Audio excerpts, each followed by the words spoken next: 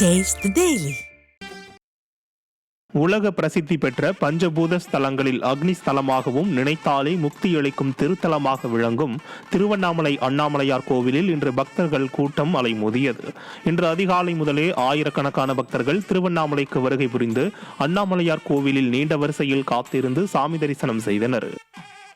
ராணிப்பேட்டை மாவட்டம் சோளிங்கர் லட்சுமி நரசிம்மர் சுவாமி திருக்கோவில் சித்திரை தேர் திருவிழாவின் 3ஆம் நாள் பிரம்மோற்சவம் வெகு சிறப்பாக நடைபெற்றது.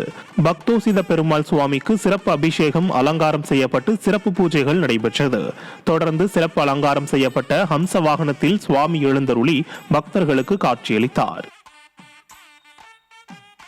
அக்னி நட்சத்திரம் இன்று துவங்கியதை முன்னிட்டு வேலூர் கோட்டையில் உள்ள சிவன் ஆலயத்தில் தாராபாத்திர அபிஷேகம் தொடங்கியது.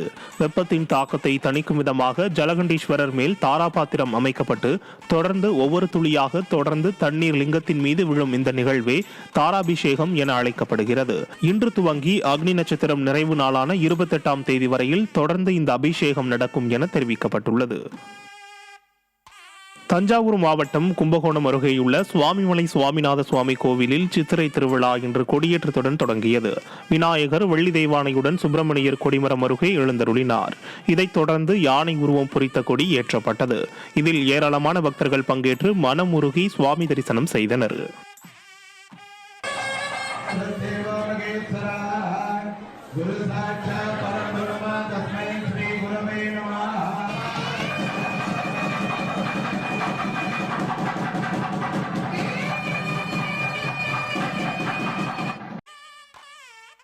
ஞாயிறு மற்றும் கோடை விடுமுறை தினத்தையொட்டி திருச்செந்தூர் முருகன் கோவிலில் சாமி தரிசனம் செய்ய ஏராளமான பக்தர்கள் குவிந்தனர்.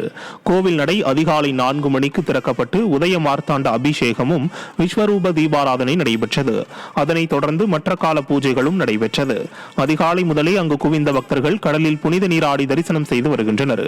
ஆயிரக்கணக்கான பக்தர்கள் குவிந்த வண்ணம் இருந்ததால் 5 மணி நேர வரிசையில் காத்திருந்து சுவாமி தரிசனம் செய்தனர். திருவள்ளூர் மாவட்டம் திருத்தணி முருகன் கோவிலில் சித்திரை பிரம்மோற்சவம் கொடியேற்றத்துடன் தொடங்கியது. 4ஆம் நாள் விழாவில் வள்ளி தெய்வானையுடன் முருகப்பெருமான் பல்லக்கில் உலா வந்தார். பிரம்மோற்சவ விழா துவங்கியுள்ள நிலையில் முருக பக்தர்கள் திருத்தணி முருகன் கோயிலில் மாலை அணிந்து விரதமிருந்து சாமி தரிசனம் செய்து வருகின்றனர்.